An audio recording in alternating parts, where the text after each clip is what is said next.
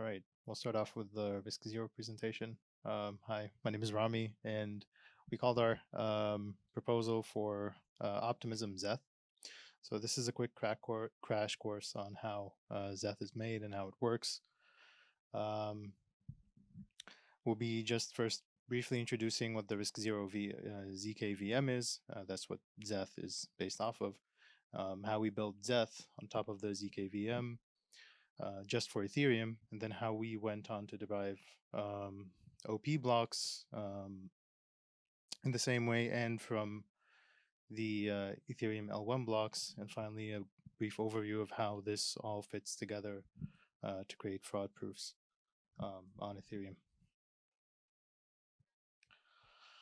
So what is the RISC Zero ZKVM? It's a general purpose zero knowledge virtual machine. It allows you to prove that you know some input to a program that produces some output. It is Stark based. So essentially you get a Stark that proves that you're able to produce this output from your program. And when you want to verify one of these Starks, all you need to know is the hash of the program. That program is also compiled down to RISC-V bytecode. So whatever language you manage to compile down to RISC-V, you have a binary you can verify in RISC Zero's VM. So you verify the hash of the program along with the Stark and the output, and you either get a true or false, depending on whether your proof is correct or not. So what does this? What is the advantage of the RISC Zero stuff? It's pretty general purpose. You actually use programming languages natively rather than having to use a specialized DSL. We have a feature called continuations, so you can prove pretty large executions rather than a limited number of cycles or a limited size program. And you can combine your proofs with recursion, so you have a small proof no matter what the size of your execution trace is. Okay, so how do we use this to build Zeth? Somewhat straightforward. We use the REVM crate and the alloy crate for serialization. So we don't really go through the battle of having to specify how to implement each piece of EVM bytecode.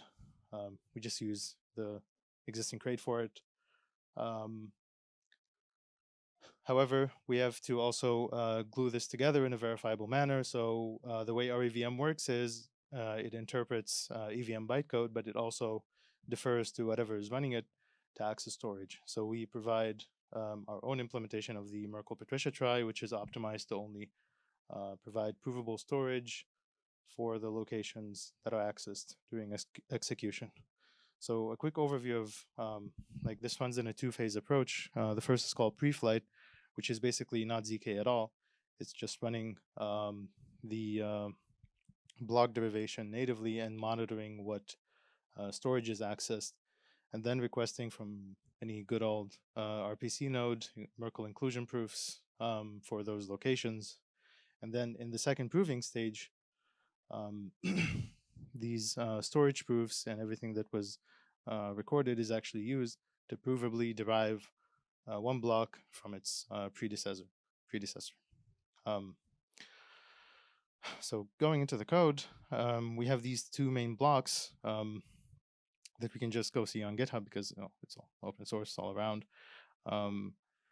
Yeah, the first part, this is the initial data fetching. You just fetch all of the Merkle inclusion proofs that you need to actually verify that you're feeding in the correct information for storage. And yeah, if you go into the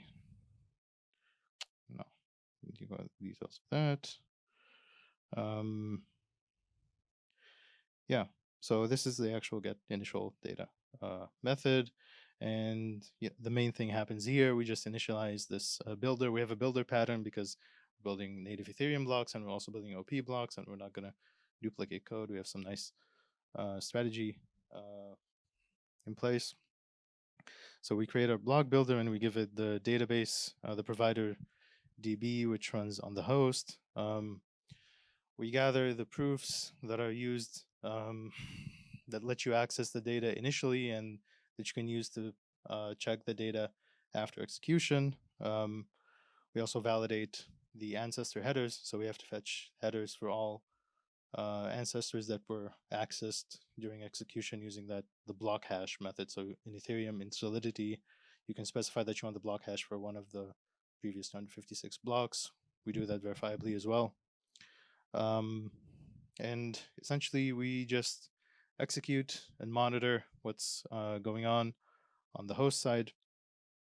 And this main host binary is where all the action happens. First at pre-flight, and then just a run to make sure that things match what the RPC node is saying. And then we move on to the actual ZKVM binary, or what we call guest code. And inside that, you can see that the guest is just pretty small. It's just the Ethereum block builder. And it works using the input that we provide, and then commits the output block hash. So in more detail, you can go to the block builder file to look at exactly what the block builder is doing, and what this input actually looks like. So this input is this is a struct. It's parameterized by the transaction essence. So one is for native Ethereum, one is for OP to support the deposit transactions. And there are distinct phases, which is initializing the database, preparing the header, which is basically validating that we have all the data that matches the fields and the header that we have, like the Merkle Patricia try root, the previous block hash.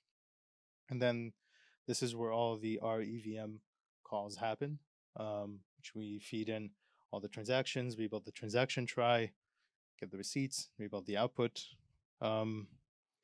And this is the generic builder. So for each one of these, there is a strategy that is decided based on which builder you use, whether it's the Ethereum one or the Optimism one, because of minor differences. Right. So that was Zeth, just Ethereum blocks. So for OP, we had to make a few modifications to match the OP spec, and this uses the OP block builder. Right. So the first part is actually deriving blocks. Well, not that came later, but it's should be the prelude, where you derive the L2 blocks to verify from the L1 transactions that are made, that are submitted as batches. And this is all of this logic is under the OP directory. This is the derivation input, so it's basically Ethereum block data that is not re-executed, but rather inspected. Its transaction logs are inspected, or its receipt logs are inspected, in order to create the transaction lists that are going to be used to derive OP blocks. And then OP blocks are processed as if they are just Ethereum blocks with a few modifications. So right, and here is mostly all of the derivation code. This is all a work in progress, so it's all susceptible to change. Most of the Zeth stuff is, I would say, relatively stable, but we still have some optimizations that we should probably do. And the guest for this derivation process is also very similar and small because it reuses what we specified in the libraries. It just reads in the derivation input, and produces the blocks that it has derived by reading the Ethereum chain and then building on top of the last known head in the OP chain.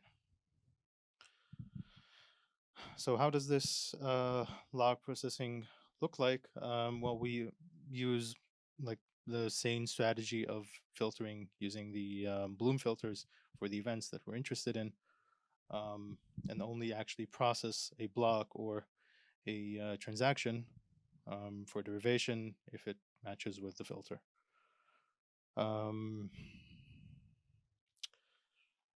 Right, are we good on time? Not sure. Yeah, so still all of this is under the Optimism structure. There is a lot of code that you would have to read, so I'm just briefly giving you an overview if you want to later on go into the directories and read it for yourself. So what comes next is basically combining all these proofs together, well, how it would work is you would essentially have a proof for each small sequence of blocks, and then you would combine these proofs to prove larger continuous sequences. And you would do that using proof composition, and this is still a work in progress on our side. In order for you to prove multiple epochs rather than have a proof for just a single epoch, OP epoch. Right. So what do you do with these proofs? Essentially, someone if you're working optimistically, someone would make a bad submit a bad proposal, a bad state root. Someone would then detect that this is an invalid state root, and in the third step, the person would create a validity proof using all the ZKPs, Zeth or Zop, or we haven't decided on the name yet for the OP stuff. And the final step, they would just submit that validity proof as basically a fraud proof. And then OP takes it from there. I don't know. Yeah, that's all I have. And this is a shill QR code. Go ahead.